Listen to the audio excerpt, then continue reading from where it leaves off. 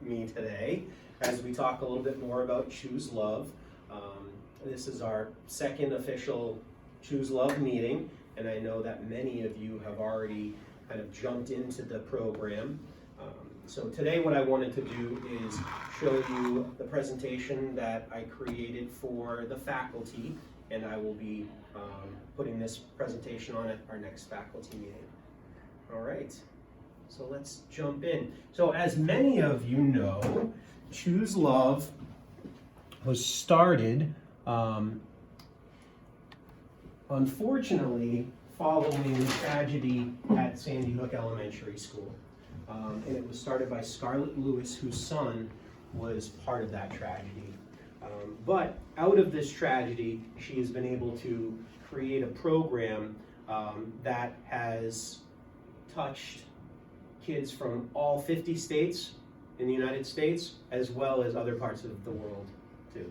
So I'm gonna play a quick little video about what Choose Love is really all about.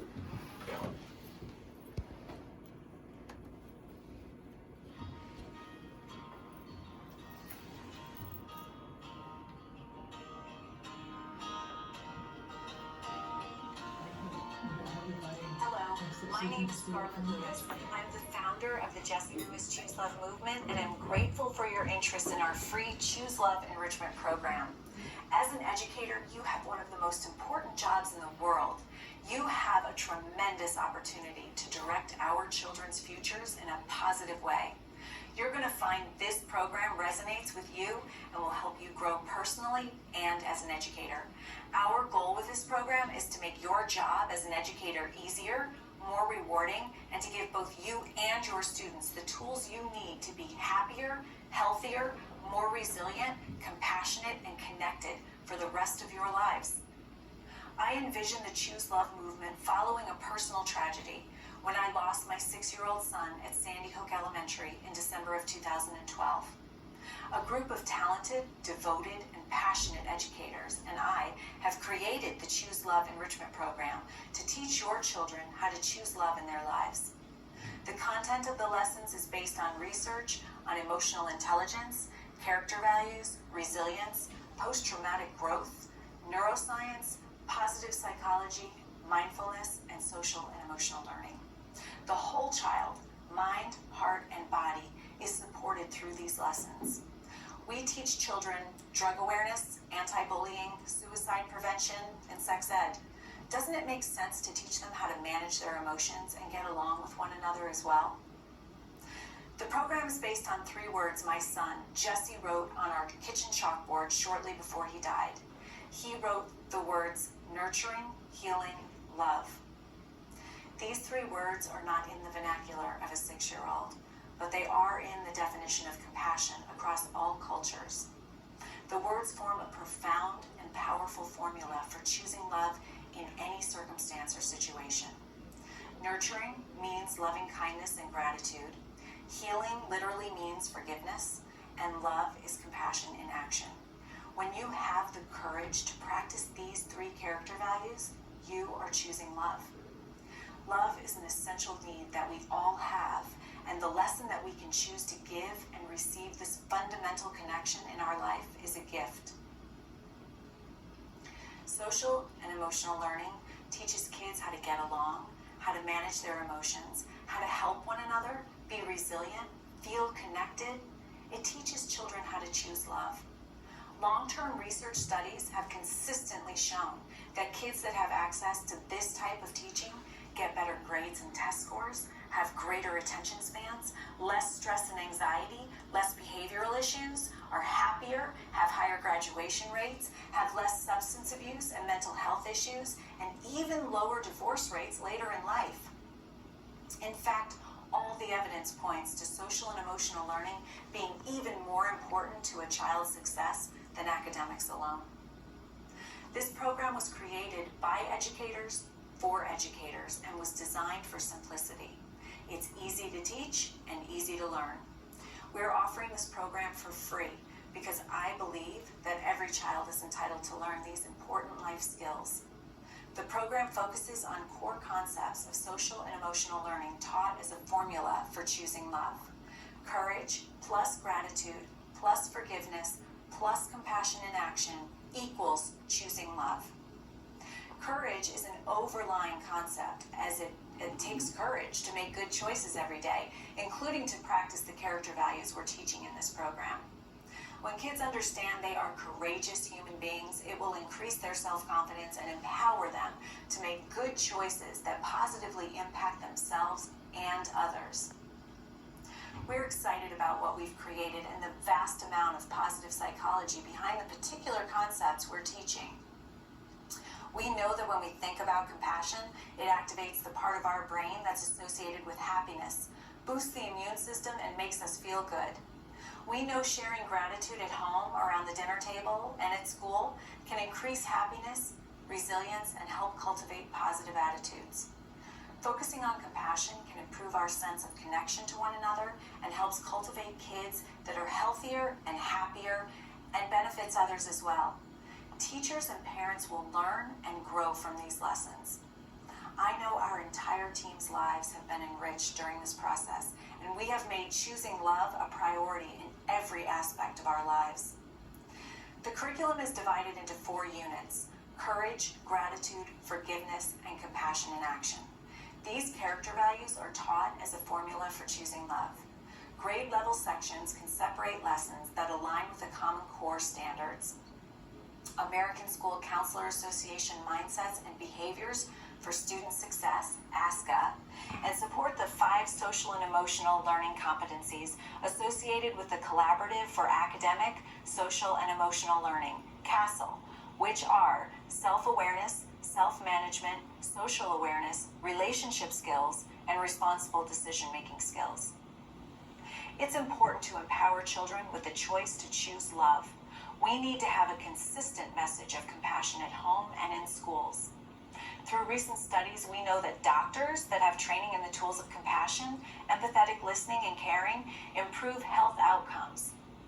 Educators who teach tools of choosing love help children grow into compassionate, well-rounded individuals who will help make the world a better place. We want to positively impact your classroom climate and ultimately your school and community. These lessons should make your job easier, the teaching experience even more rewarding, and positively impact you as an educator on a personal level as well. Thank you for choosing love for yourself and for your students, and for helping cultivate a safer, more peaceful, and loving world.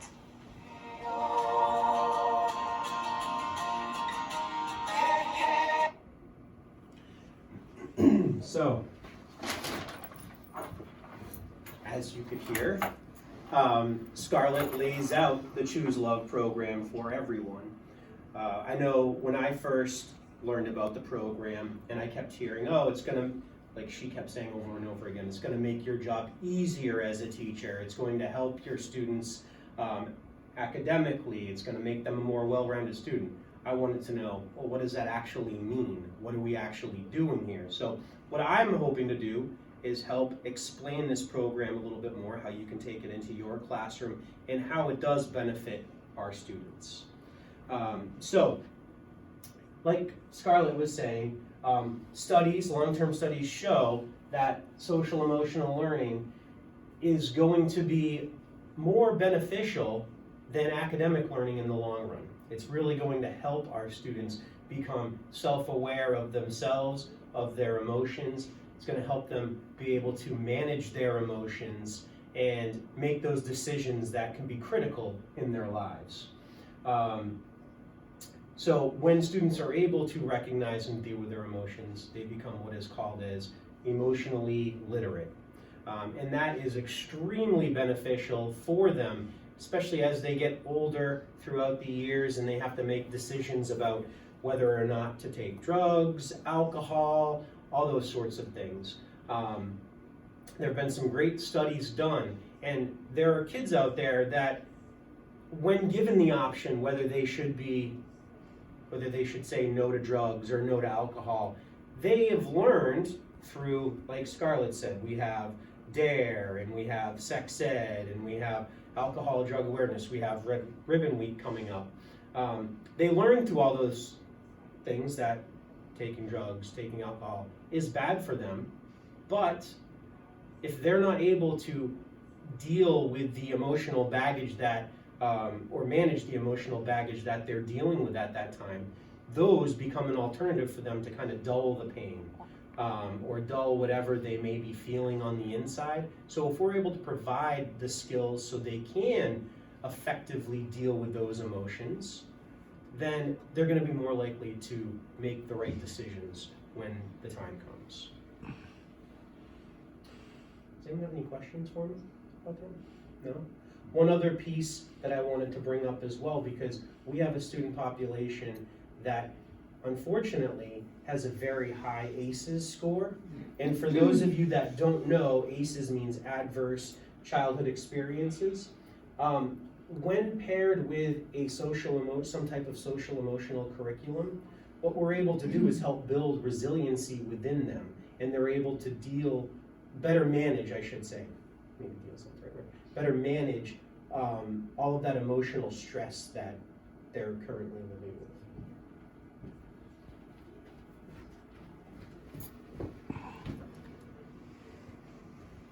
So, I want everyone to stand up for a second.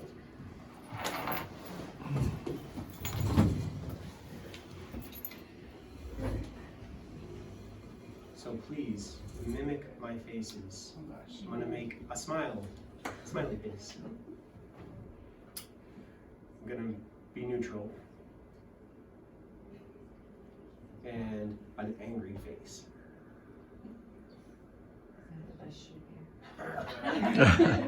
All right. So what I want you to do is find a partner. Okay. All right. You can be my partner, and I'll talk as we do it. So I want one of you right now to make a smiley face and another one to make an angry face, and just look at each other for a minute. Yeah, you figure out. So I'll do the smile.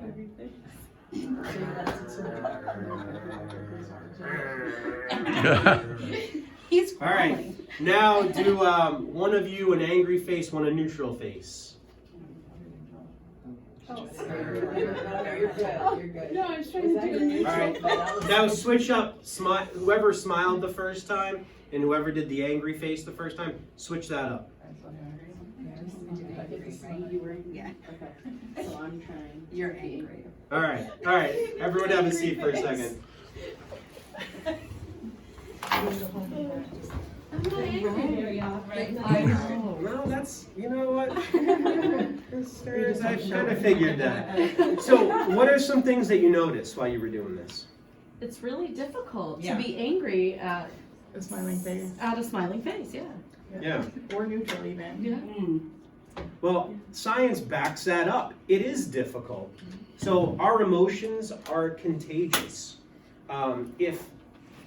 If you walk by someone or you're in a conversation with somebody, within a few seconds, your body language, your facial language, expressions, thank you. Those things. They want to change to mimic the person that you're having that interaction with. There have been studies done. There was a big hospital in New York. I can't think of the name off the top of my head. I apologize. But there's a large hospital in New York. And what they did is they encouraged their employees to smile at people as they walked by. So instead of doing nothing, just if they're walking by across the hall, just throw that person a smile. And what typically happens is you get a smile back. Or if you're close enough, say, hey, how are you today? Just having those little interactions. This hospital realized they saw a big uptake in employee morale and also worker production, because it became that the constant smile became infectious and it just kind of permeated throughout the whole hospital.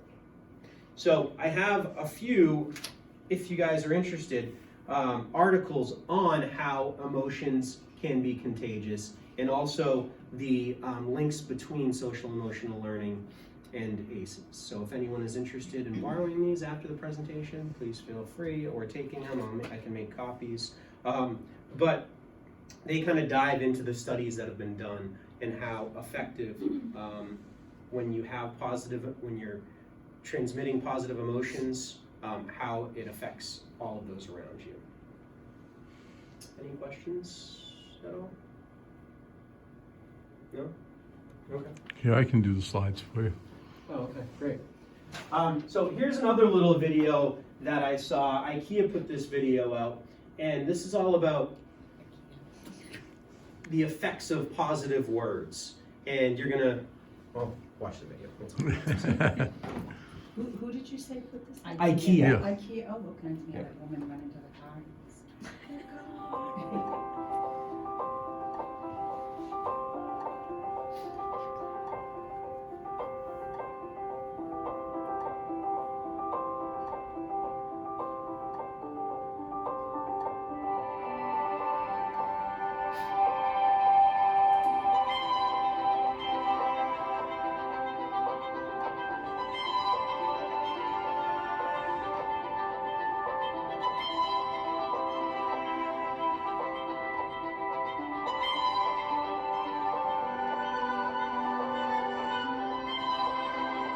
Nobody likes you. No one notices when you're in the room. You're a mistake. You're useless. You're not even green. You look rotten. Are you really even alive? I like you the way you are. Seeing you blossom makes me happy. You're making a difference in the world. You are beautiful.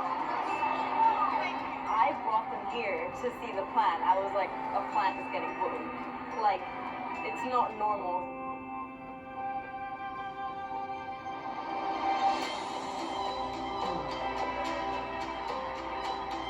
I think it's an excellent project. To have something tangible that I can actually physically be a part of is, I think, going to be very powerful.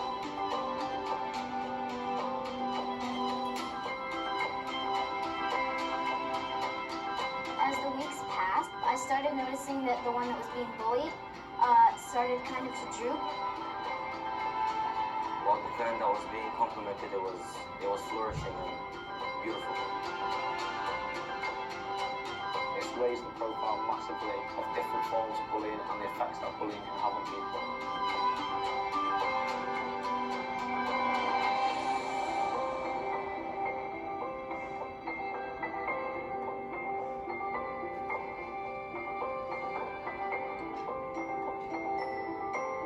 If it affects a plant, it can definitely affect other people.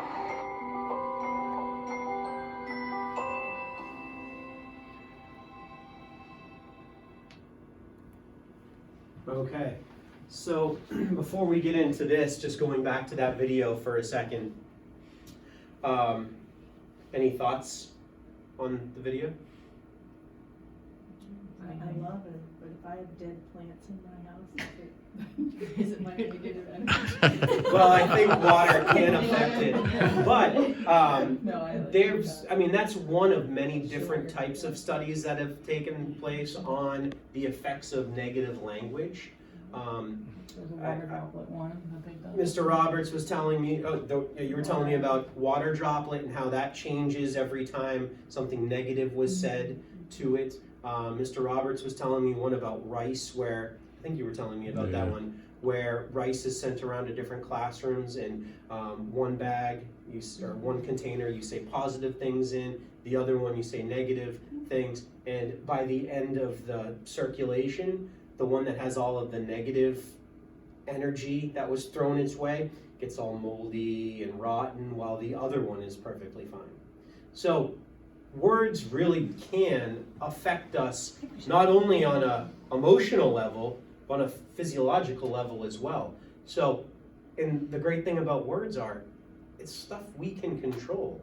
And if our kids are able to manage their emotions and be able to control what they're saying, that can help create a more positive community and culture here at Valley View. Could we do that?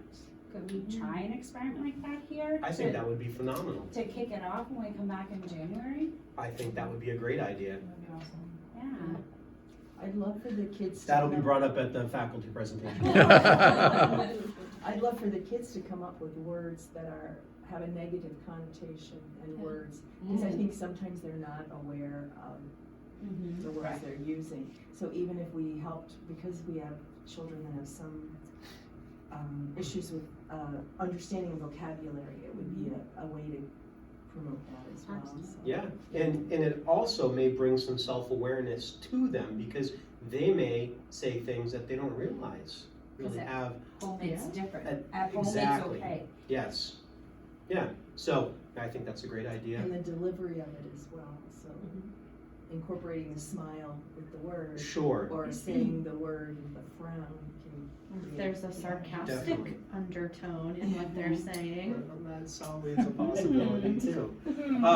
So what does this look like in the classroom? I think that's what a lot of you are probably asking yourselves. I mean, it's great to hear all about this program and what it can do for our students and do for our classroom and do for our school, but what does it look like? So I provided everyone with a little sample lesson. This is a second grade lesson. And the great thing about this curriculum is it builds on itself from year to year. So like Scarlett was saying, there are 4 units, one on courage, that's the first one on gratitude, which is, I believe, the second one. And then from there we have forgiveness and then compassion. So each one of those 4 core concepts is represented by a unit. So I'm going to go through this real quick with everyone while you're looking on. And as you look on, you're going to see everything is scripted for you. Now you can take it exactly from the script. You can add in your own bits and pieces here and there. You can adapt however you see fit. There's even some examples to give the kids that they offer up for you to use, or if you have your own examples that maybe mean a little something more to you, or might be more beneficial for the kids at that moment because it could be something that's happened in the classroom. Feel free to use those instead. But it really lays everything out for you, and you'll notice this is something that can be done in 20 minutes, 25 minutes. So right at the top, we have what the student objectives are here. Define gratitude, practice gratitude breaths. You'll notice as we continue throughout this, they bring up brave breaths, which was part of the courage unit, which came before it. So that language that the kids learn throughout this curriculum or this program is going to be continued constantly. So they're getting that language. And one thing that I would really like to do at some point, maybe we could do it as a Choose Love committee once we have more eyes on this. We can break out all of that language. That would be really important for teachers to be using on a consistent basis, and like the interventionists or the unified arts teachers who may not be actually doing this curriculum with the kids. We can create like a vocab list of the things that are being said so we can all use this language here at school. That would be helpful. Signs like Yeah, we did the put it up. Peter and me. Exactly, and I love that idea, putting up signs everywhere, because then when we have parents come in or guests come in, they're seeing it and they may not know what it means, so maybe it sparks a conversation and gets them thinking about this as well, because there are different curriculums. This is the school curriculum, but there's also a family curriculum that can be done at home, and then there's a community curriculum which is done throughout the entire community. So there's definitely places to branch out from here. So we have the student objectives, identifying benefits. Well, I'm not going to read through all of it. From there, what you need to do as an educator to prepare the students for this lesson. So a lot of this is things that maybe you can tie into what's already taking place in your classroom. Like here when they say write the word gratitude on a word wall or vocabulary list, maybe you can add that to a vocab list that you already have going for that week, or a spelling list, or something to that effect. So as you go down through, then we have focused awareness. Now, this is where the scripted portion of this starts. So this is the beginning stages of the lesson where you're getting the students, in this case, to learn about gratitude breaths, what they are. I like how they take the prior knowledge of a brave breath, so the kids have a sense for what it is, and then you're practicing that with them. And then as you go through this script, from there, you go over the gratitude breaths, which is really one of the bigger objectives of this particular lesson. From that, you go into a discussion to talk about, well, how do we use gratitude breaths, or how can we use these breaths to help us as we deal with situations in our everyday life? You'll notice the example they give here is sometimes people get overwhelmed. In this case, they're giving the example of the young child having to write, I think it's thank you cards or Christmas cards or some type of cards to all of their family and friends, and how given that task, if you have a lot of family and friends, could become overwhelming and you may not know where to start. So that's where gratitude breaths can help. We can kind of settle down our emotions a bit and start thinking about, boy, you know what, we're in this situation because we're grateful to have so many friends. We're grateful to have, so many family members in our lives. We're grateful to have the materials to create these cards. So you're really trying to get them to understand all of the positive things around them and help all of those, or take those positives to help kind of settle down all of the anxiety that may be coming along with that overwhelmed feeling of having to create all of these cards. And then from there, starting off at a good starting point for, the project that they have in mind. So after having that discussion, and the discussions with all of the social emotional learning is so important. That's really the key piece. The activities are the fun part, but the discussions are how you can really tie what you're doing with the kids into their everyday lives. So after that discussion is done, then there's a little activity where they're practicing the gratitude breaths and also practicing resting and relaxing as a way to help kind of calm their emotions. And then at the very end, there's a little transfer for learning piece. And then this is where you can invite them to practice these things on their own and think about situations that they may be dealing with and remind them, these are things you can do whenever you are starting to feel like, you need gratitude breaths or you need to do your rest and relaxation. So it's pretty straightforward for the most part. And like I said, can be adapted to fit your classroom and what may be happening in there at that time. Any questions about the lesson at all? Okay, great. Thank you. Mm-hmm. So, just some other things that I threw up there to think about. The power of smile, we kind of talked about that, how emotions are contagious, and what's on your face, your facial features, can really affect those around you. So it's nice to be mindful of that, and that's what this program's all about. It's all about being mindful and self-aware and that sort of thing.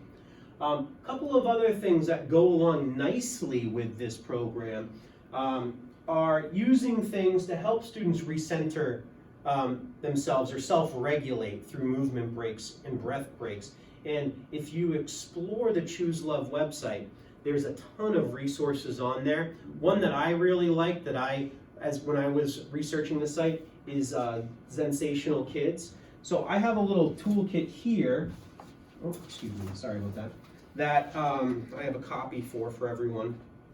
And this is from Sensational Kids. Now, there are some free resources there. There are some resources that you could pay for or the school could pay for. And I encourage all of you to do some research on your own to find some resources that may work for you and your kids. But the great thing about this toolkit is it gives quick little breath breaks and movement breaks for you to do with your students to help them kind of recenter their physiological state, if you will, their brains, to get them ready for learning again. And they all take place in the matter of a minute or two. So this is based, a lot of this stuff is based around yoga, but it's a great resource. So I encourage all of you to take a look at it. And I know that some of you are already doing these things with your students, which is phenomenal. Thank you. And you know, this isn't the end all be all, but this is just another resource for you. Is there anything right now that some of you are doing in the classroom that you may want to share with everyone else? To help regulate.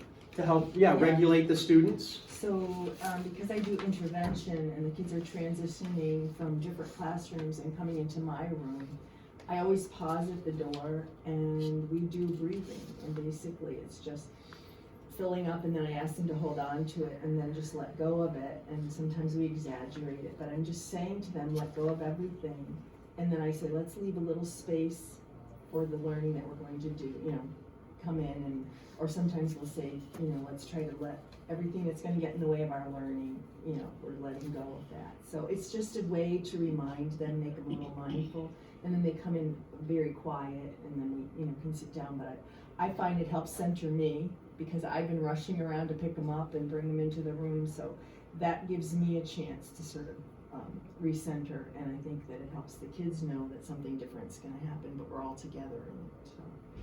Great. I know you've done like the chime, because they're borrowed I it do that, for lessons yeah. too, with that kind of active listening kind of, and you can feel the energy. The mindfulness so, of listening to the chime, hold on, they just close their eyes and listen, and then when they don't hear the chime anymore, they open their eyes. And that just gives them a chance to sort of be with themselves for a moment and be still. And some kids just need that stillness. That's been nice. That's great. I do Go Noodle. I do Cosmic Kids with my kids, because it is the yoga, but it's to a story. But she also has Cosmic Kids, Jamie there, has the mindfulness and the Zen Den that she does. So if they're at a point that the Go Noodle is going to ramp them up, I do the Zen Den. And then if they're really in a negative space, I have them turn